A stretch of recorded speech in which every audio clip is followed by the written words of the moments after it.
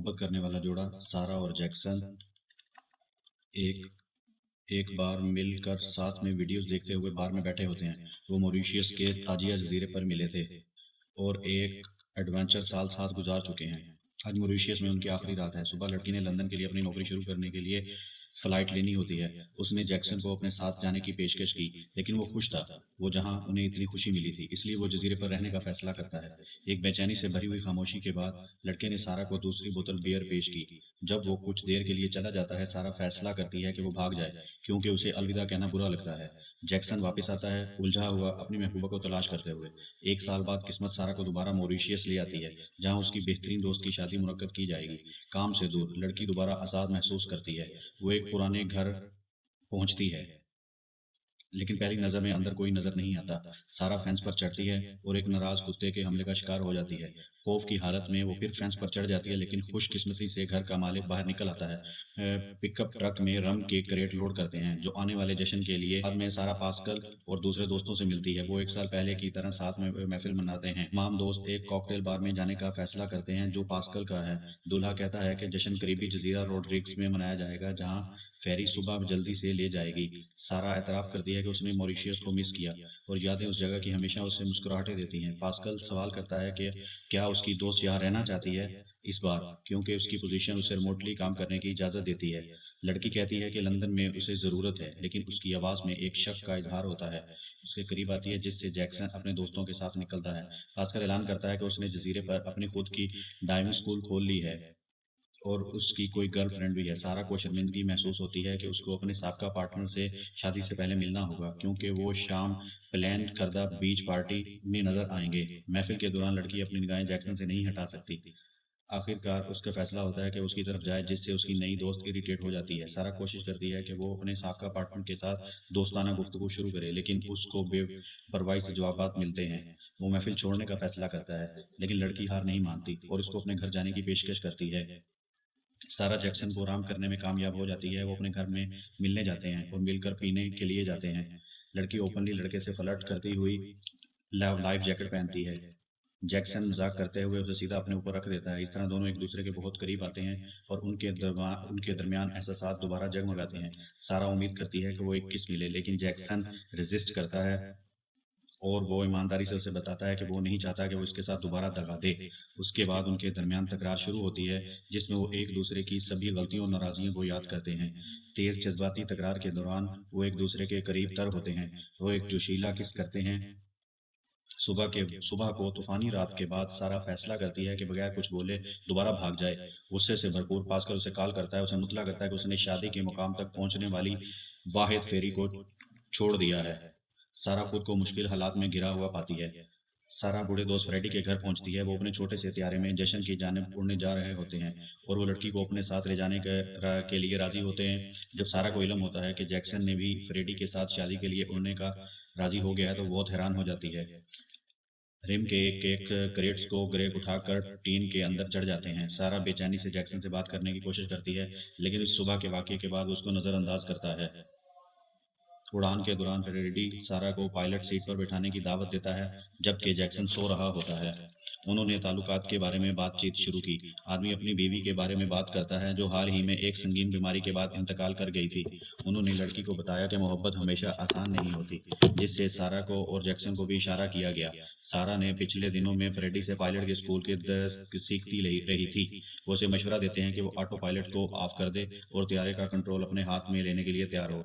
Jackson जाग जाता है और देखता है कि एक गैस का सिलेंडर उसके पाँव के नीचे गिर गया है। अचानक फ्रेडी खांसने लगता है, हवा की तरफ मुंह करके सांस लेने के लिए तड़प रहा होता है। जैक्सन उसी वक्त गैस के सिलेंडर को महफूज करने की कोशिश करता है, जबकि अचानक सारा बेचारी चिल्लाने लगती है कि बूढ़े आदमी को दिल का दौरा पड़ रहा है। दवाओं से भी कोई फायदा नहीं होता। अगले सेकंड ही चीफ पायलट पलट कर गिरता हुआ त्यारे के स्टीयरिंग व्हील पर कोलैप्स हो जाता है, जिससे त्यारा बिला इंतहाई रफ्तार से नीचे गिरने लगता है। गैस सिलेंडर दोबारा छूट जाता है, जिससे त्यारे के विंडशील्ड में क्रैक्स हो जाते हैं। जैक्सन ने मुश्किल से फ्रेडी के करीब पहुंचकर उसे स्टीयरिंग व्हील से अलग कर लेता है।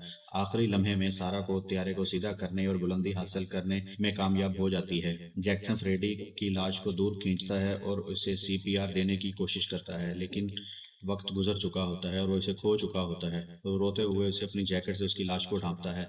जैक्सन चीफ पायलट की सीट पर बैठने के बाद अंदाजा लगाता है कि त्यारे का जीपीएस खराब हो गया है और दोनों के फ़ोनों के सेल कनेक्टिविटी भी नहीं है। इसलिए अब उन्हें मालूम नहीं कि वो कहाँ हैं। जैक्सन सारा के साथ मिलकर रेडियो के ज़राए से बैरूनी दुनिया से राब्ता करने की कोशिश करता है। किसी से भी राब्ता ना होने से दोनों के लिए मज़ीद परेशानी बढ़ती है। उनकी सिर्फ़ आखिरी उम्मीद सिर्फ़ ऑटो पायलट वाला सिस्टम है, जो उन्हें रोड रिग्स जज़ीरे तक पहुँचाएगा। लेकिन जल्द ही वाज़ेह हो जाता है कि ख़राब होने वाला सिलेंडर ने इसे कंट्रोल सिस्टम के अहम आलात को नुकसान पहुँचाया है, जिसमें ऑटो पायलट भी शामिल है। सूरत-ए-हाल मुश्किल बनती है कि सिर्फ़ आधा टैंक पेट्रोल बाकी रह गया है। सारा को बुनियादी पायलट करने का इल्म है। अब इसे त्यारे महफूज़ मकाम तक ले जाना होगा। एक कंपास की मदद से तकरीबन रास्ता तलाश करने के बाद लड़की त्यारे को 180 दर्जे घुमाती है। दोनों को अचानक एक तूफान उनकी तरफ आने का मंजर नजर आता है। त्यारा कांपना शुरू हो जाता है, लेकिन जैक्सन यकीन दिलाता है कि वो वक्त पर तूफान के बादल से गुजर जाएंगे। आखिरकार वो मुकामी एयर ट्रैफिक कंट्रोलर समवेल से राब्ता कर लेते हैं। दोनों इससे रिपोर्ट करते हैं और इससे मदद की दरख्वास्त करते हैं।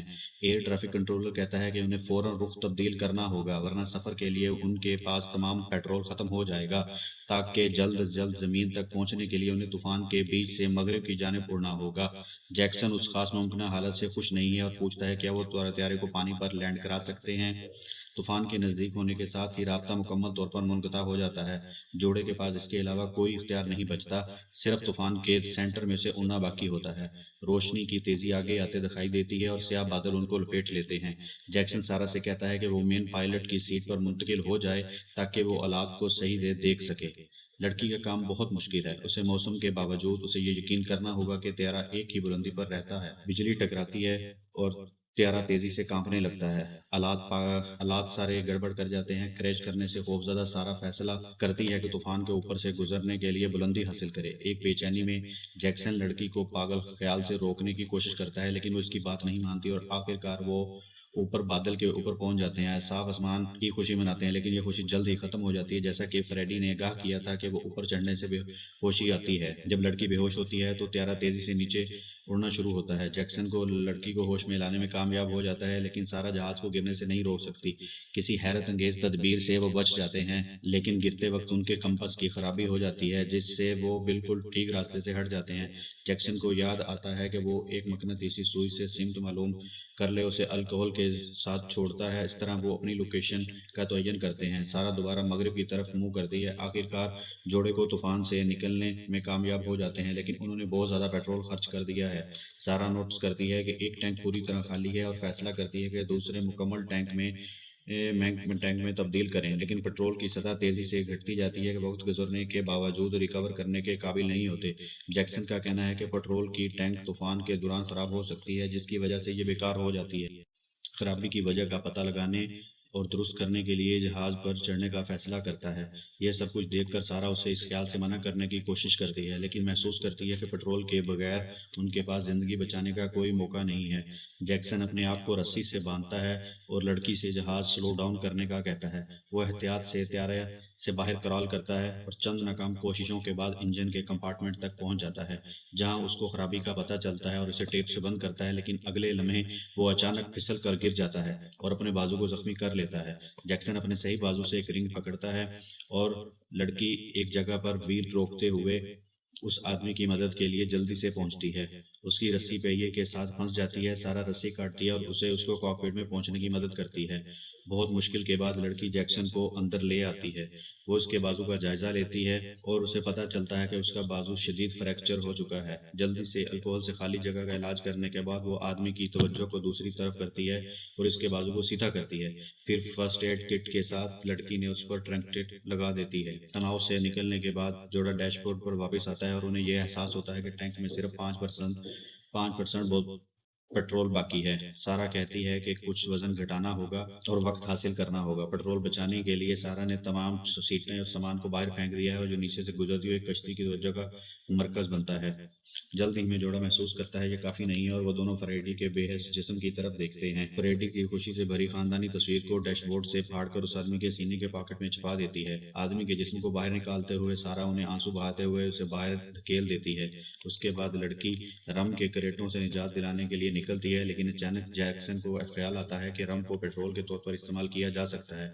अपने शदीद जख्म की बिना पर आदमी पेट्रोल की टैंक के फ्राई नहीं कर सकता, इसलिए सारा फैसला करती है कि वो मिशन को पूरा करे। वो बाहर निकलती है और त्यारे की छत पर चढ़ती है और पंखे तक पहुंचती है। पेट्रोल टैंक खोलती है और जैक्सन के हाथों से दी जाने वाली अल्कोहल को डालती है। रम की बोतलों को खाली करने के बाद सारा को वापस उठने की कोशिश करती है और मौजूदा तरीके से गिरने से बच जाती है। रम के इस्तेमाल के वाक़ये ने अपनी कीमत साबित कर दी और पेट्रोल की सतह में इजाफा होता है। जैक्सन ने लड़की को मुतला किया कि उन्होंने सफ़र के दरमियान एक छोटे से जजीरे का अंदाज़ा लगाया है जहां वो ज़मीन पर उतारने की कोशिश कर सकते हैं। वो सारा को बताता है कि उन्हें वापस जाना चाहिए क्योंकि मुमकिन है कि दूसरे मौका भी रिहाई के लिए ना हो। लड़की फैसला करती है वो उसकी बात सुनेगी और मेन पायलट की सीट पर बैठती है।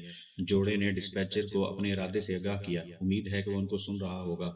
सारा त्यारे को फिर से मोड़ती है, लेकिन कुछ मिनट की फ्लाइट के बाद वो अब भी जजीरे का पता लगाने में नाकाम है।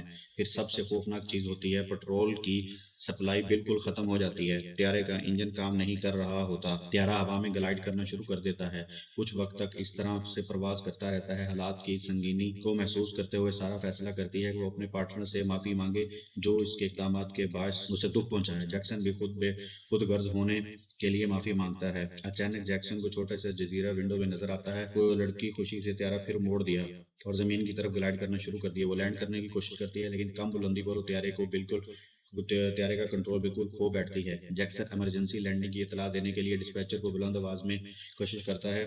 सारा की बेहतरीन कोशिशों के बावजूद त्यारा पानी में गिर जाता है और उल्टा हो जाता है। पानी फ़ौरन फ्यूज़लाज में भरना शुरू हो जाता है, जबकि जोड़ा अंदर फंसे रहता है। सारा दरवाज़ा खोलती है और सतह पर तैरने लगती है। वो महसूस करती है कि जैक्सन उसके करीब नहीं है। वो दोबारा डाइव करती है, वो दोबारा गोता लगाती है और देखती है कि जैक्सन बेहोश है और डूबते हुए जहाज़ के विंग में फंसा हुआ है। लड़की ने कॉकपिट से एक लाइफ जैकेट लेकर उस आदमी की गर्दन में पहुंचा देती है, जबकि त्यारा समुंदर की तह तक चला जाता है। दोनों सतह पर तैरते हैं और सारा उसको खुश्क ज़मीन तक ले आती है, उसे सीपीआर देती है। जोड़ा खुश्क रेत पर गिर जाता है और जिंदा बच जाने की खुशी मनाता है। कुछ देर के लिए सो जाते हैं। जब वो होश में आते हैं, वो देखते हैं कि गिर्द उनके गिर्द ज़मीन समंदर में डूब चुकी है। सारा इंतहाई बेचैन होती है, जानती हुई कि उनके बचने के मौके कम हैं। बचाव के लिए इर्द-गिर्द देखते हैं, लेकिन सिर्फ वसी समंदर उनको घेरे हुए है। आहिस्ता-आहिस्ता ज़मीन जोड़े के पाँव से निकलना शुरू हो जाती है। सारा रोना शुरू करती है और फैसला करती है कि यहीं उसकी ज़िंदगी ख़त्म हो जाएगी। थक चुकी है। जैक्सन को यकीन हो जाता है कि उसके पास ज़िंदा रहने का कोई मौका नहीं है। इसलिए वो अपनी गर्लफ्रेंड अपनी लाइफ जैकेट पहनाने की पेशकश करता है, लेकिन सारा इनकार करती है और कहती है कि वो एक टीम है और इनके साथ आखिर तक रहेगी। जैक्सन के ज़ख्म खुल जाते हैं, जिससे कुछ शार्क का ध्यान उनकी तरफ आता है। दोनों अपनी मोहब्बत का एतराफ़ करते हैं, एहसास करते हैं कि उनका इख्तिताम करीब है। उसी लम्हे एक छोटी-सी मछली पकड़ने वाली बोट उनके करीब आती है, जिसने उनके बचाव का सिग्नल सुन लिए थे। सारा जैक्सन को बाकी कुव्वत के साथ कश्ती तक खींचती है और वो कश्ती पर चढ़ जाते हैं। शार्क्स के पकड़ने से पहले कश्ती के अंदर पहुंच जाते हैं। जिंदा रहने वाले जोड़े ने वादा किया कि वो कभी दोबारा अलविदा नहीं कहेंगे। फिर एक दूसरे को किस करते हैं। क्या आप समझते हैं कि ये दोनों मर्जी किरदार बगैर अपने एक दूसरे की मदद की ऐसी सूरत हाल में जिंदा रह सकते थे? अपनी राय का इज़हार कमेंट्स में करें और हमारे चैनल को सब्सक्राइब करना मत भूलें।